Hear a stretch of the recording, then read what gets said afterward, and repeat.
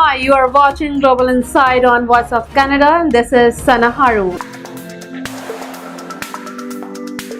Italian-Canadian soccer fans turned out in huge numbers to celebrate Italy's victory over England at the European Championship on Sunday. The joke in Toronto is if you want to know if Italy is playing football, you only have to listen. There's just something unique and loud, okay, passionate, about the way Italians celebrate the beautiful game.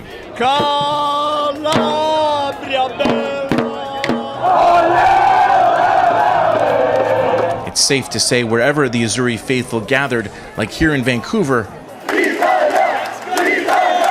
or in Montreal's large Italian community, La Dolce Vita, or the good life, was in full swing. And it was refreshing. Because for most of the past 16 months, the pandemic has suppressed that love of life. And Toronto's normally vibrant Little Italy wasn't immune to the financial pressures brought on by COVID. So it was pretty devastating for us, and we really feared for our future because, like many, we didn't really know what was going to happen, and we sort of took it day by day. But as each day progressed, it got worse and worse. For 53 years, Cafe Diplomatico has been one of the anchors of the neighborhood. In any other year, the Euro Cup is easy business. Open the doors and turn on the TV. But with capacity limits, co-owner Rocco Mastrangelo Jr. had to get used to saying no. Oh, we're fully booked for today's game, sorry. That changed as they got closer to the final. COVID rules were relaxed, and Little Italy roared back to life. And then seemingly overnight, everyone was. It was a party that was desperately needed. The head of Haiti's National Police announced on Sunday that officers have arrested a Haitian man accused of flying into the country on a private jet and working with the masterminds and alleged agents behind the killing of President Jovenel Moïse. This is the man Haitian National Police say organized the killing of the president. His name, Christian Emmanuel Sano. Qui est maintenant sous contrôle la police. The chief of the police force calls Sano one of the leaders behind the assassination. He says it was Sano who hired and brought mercenaries into Haiti, and that it was Sano that one of those mercenaries called immediately after the murder. C'est un individu qui était entré. The chief says Sano arrived in Haiti at the beginning of June on a private plane. The men he was with were supposed to be his personal security. I will bring hope to them. Why I will bring hope to them? Because I see their sufferings. A Twitter account linked to Sano and that campaign has been deleted. One of its last messages was recent, June 7th, a call for a transitional government saying the capital was in complete chaos. The assassination of President Jovenel Moïse is driving political tensions even higher. Just 2 days before he was killed, Moïse named a new prime minister. The man who was supposed to be replaced, Claude Joseph, is holding on to power. He's also being recognized as Haiti's leader by the international community. Over the weekend, representatives from the U.S. were in Haiti and met government officials and opposition leaders. The White House says it's still studying a request for Haiti for troops to protect infrastructure and stabilize the country. This is just the beginning of our conversations, and we will remain in close touch with law enforcement, with individuals in Haiti. To further complicate the crisis, about half of the capital is controlled by gangs. One of the most powerful gang leaders is calling on supporters to take to the streets and for other gangs to join in. At a time when people are desperate for aid organizations are having to shut down programs, fearing violence. Searing temperatures and bone-dry conditions have sparked wildfires across the U.S. West Coast. Blistering high temperatures, bone-dry terrain, and out-of-control fires are burning up America's West from Oregon to Arizona. Oregon's Bootleg fire is now the largest in the country. In Arizona, 2 firefighters were killed when their plane crashed while surveying flames. And in California, raging fires are swallowing up homes, devastating communities. This latest heat wave coming after parts of the U.S. Southwest experienced the hottest June on record. Experts say climate change is to blame.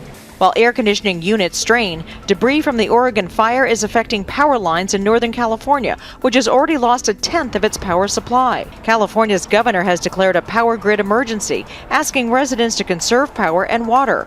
Lake Mead in Nevada, which supplies water for 25 million people in Los Angeles and across 4 states, is now at the lowest level it's been in its 85-year history, and it's only mid-July.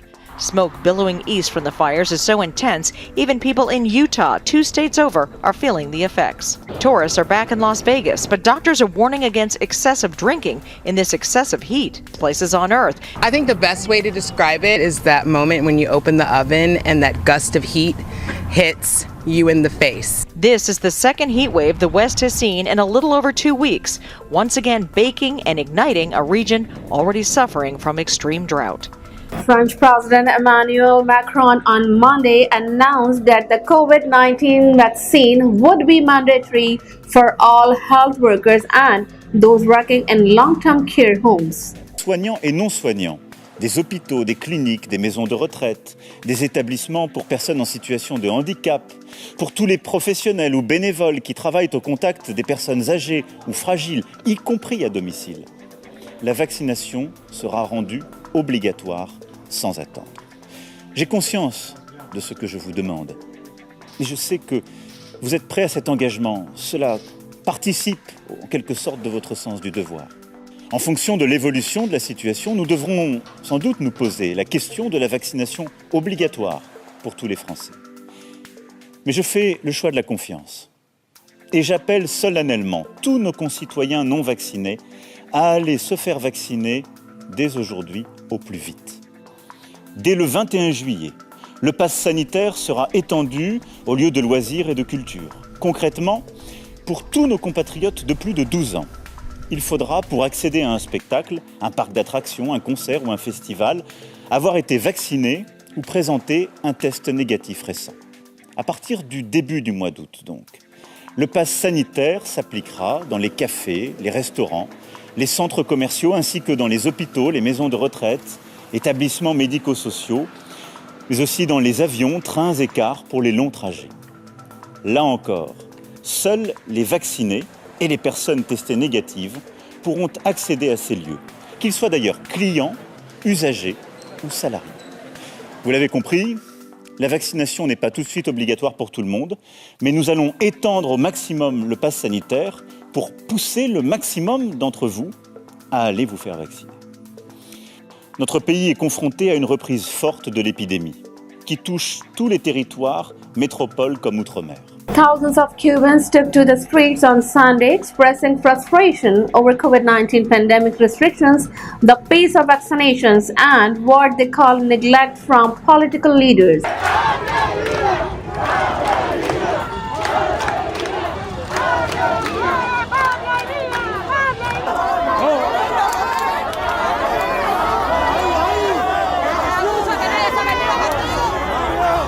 Estamos aquí por la represión que hay con el pueblo, que nos tienen matándonos de hambre, toda La Habana entera se está derrumbando y estamos sin casa, sin nada. Tienen dinero para construir los hoteles, para construir de todo. Y a nosotros nos tienen pasando hambre y tremendo trabajo.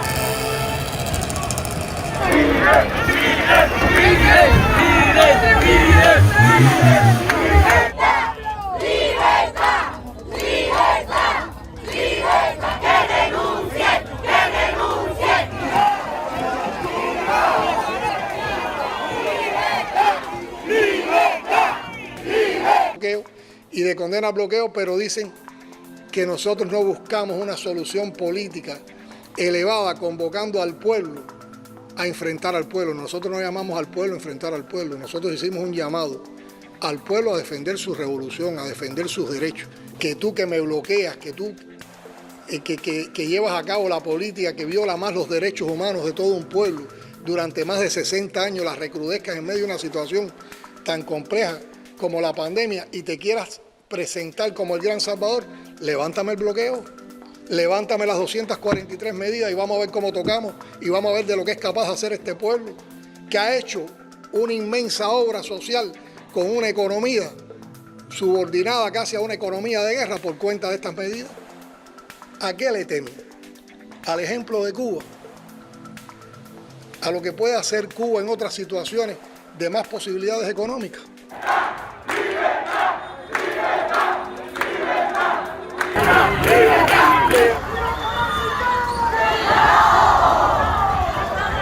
South Africa has deployed soldiers to quell violence that erupted in the wake of former President Jacob Zuma's wedding, the military said on Monday, after days of protest and looting left at least 6 people dead.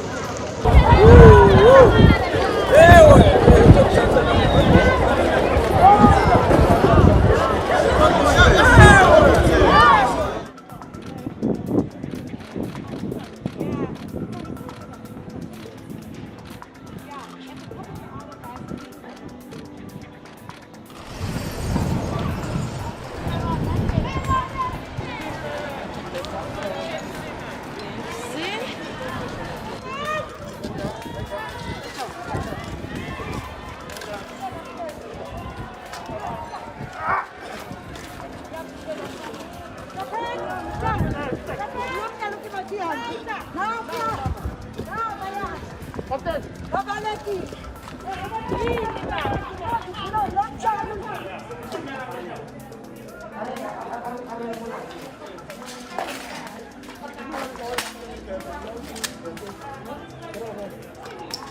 the next couple of days,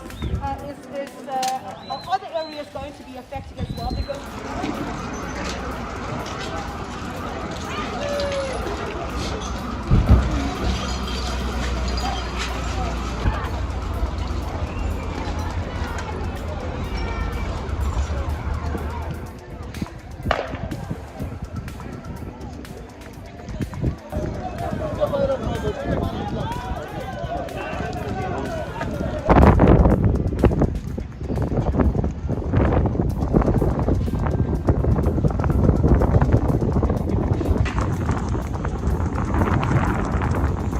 British billionaire Richard Branson on Sunday soared more than 80 kilometers above the New Mexico desert aboard his Virgin Galactic rocket plane and safely returned in the vehicle's first fully crewed test flight to space, a symbolic milestone for a venture he started 17 years ago. Out of my mouth because I feel I'm still in space. So, and some of you will say I'm normally in space. So, I'll do my best.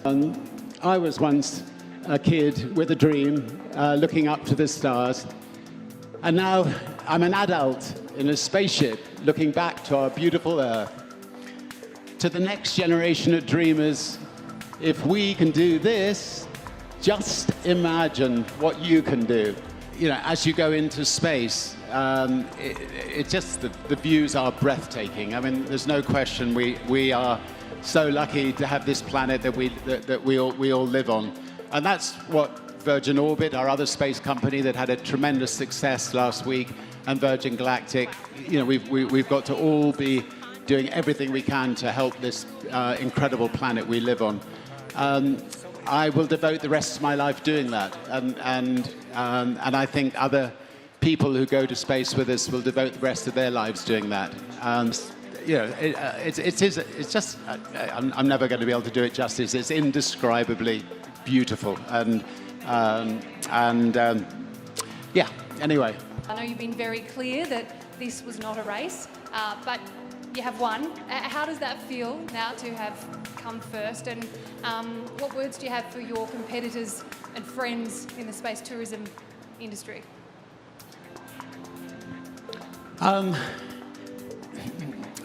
don't know how, I've said this so many times, it really wasn't a race, but we're just delighted that everything went so fantastically well.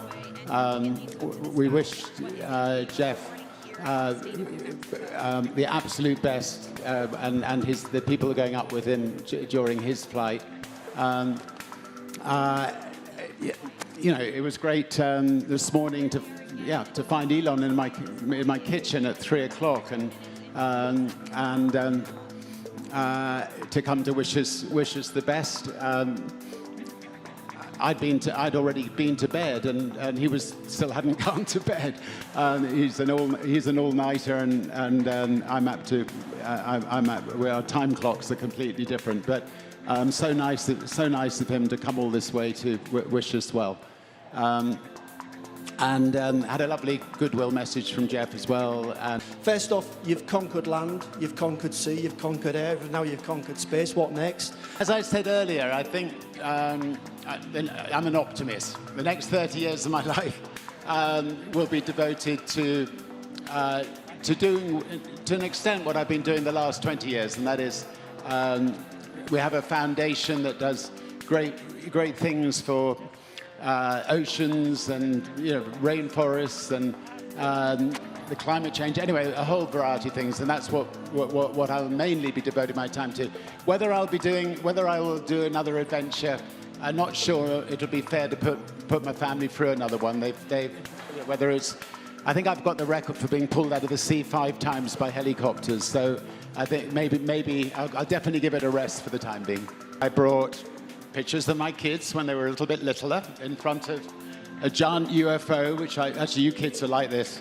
On April Fool's Day, we flew this UFO over London and caused absolute panic in Britain. They had the police, the army, everybody out and surrounded the UFO when it landed. And then we had a little ET figure that walked out of the UFO when an English bobby came up with a truncheon, and this English bobby ran for his life. That's a great pictures of my mum and dad, my mum is the spaceship. Sorry, the mothership is called Eve, so that's in her memory, and I know she'd be proud.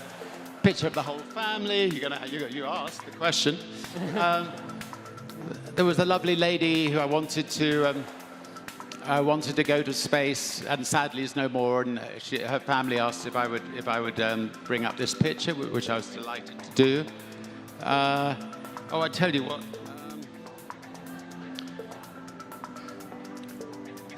Somebody else asked me if I could bring up a picture of them.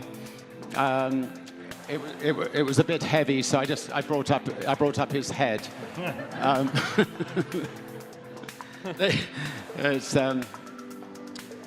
Anybody recognize that head? Stephen Colbert, yeah. Anyway. Miami-Dade Fire Rescue released video this weekend showing the ongoing search effort taking place at the Surfside Affiliate Champlain Tower South building, which partially collapsed 2 weeks ago and was later demolished this past week. When our personnel come off the debris pile, in order to ensure that there's no cross-contamination, we send them through this decon line to get them nice and clean. As you can see, the debris pile is enormous. We have about 150 workers breaking and breaching concrete and steel. And this is our staging area where we keep fresh personnel ready to replace workers on the pile when they get tired. For this operation, we have to incorporate heavy lifting and moving equipment. The size and scope of this operation, along with the large amounts of concrete and steel that we have to move, there's just no way humanly possible that we can move all of it without this heavy-duty equipment. And over here, we have our power supply for all of our tools. We're using them so frequently that we have to replace our batteries constantly. We have our generators, our rebar cutters, we have our chipping hammers to get through reinforced concrete, more cutting tools, more chipping tools, and our saws. And this is one of our rest and rehab areas. This is the area where our workers can get a little bit of rest after a hard operational period on the pile. And we're always maintaining this area, improving it, hooking up electrical, hooking up lights.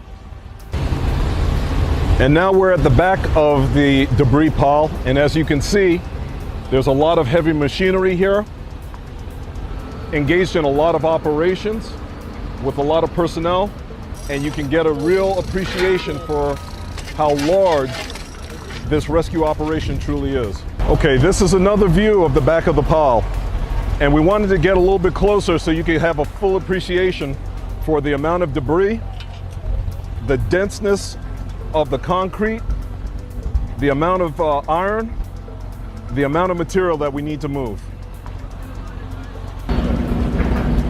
And now we're on the south side of the collapse by the pool area, and this is where the garage was, and this will allow you to take in how large this collapse truly was. We're in another rehab and tool equipment area.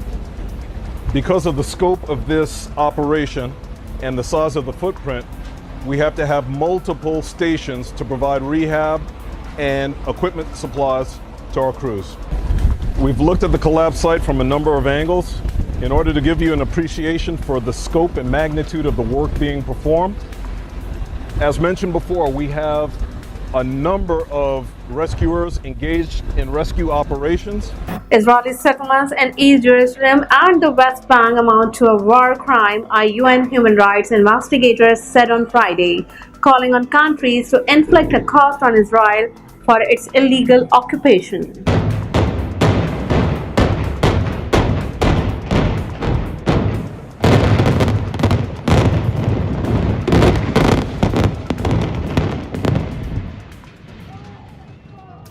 Diplomatic and legal menu, and to make it clear to Israel that its illegal occupation and its defiance of international law and international opinion can and will no longer be cost-free.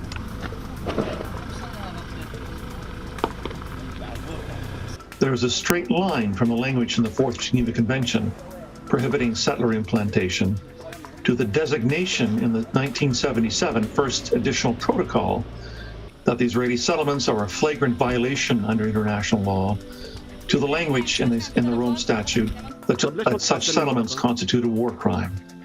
In all of these cornerstone instruments of international law on settler implantation, the language is virtually the same. At least 52 people were killed, 20 were injured, and many more were feared trapped after a massive fire rigged through a juice-making factory in Bangladesh. Officials said on Friday in the latest industrial fire accident in the country.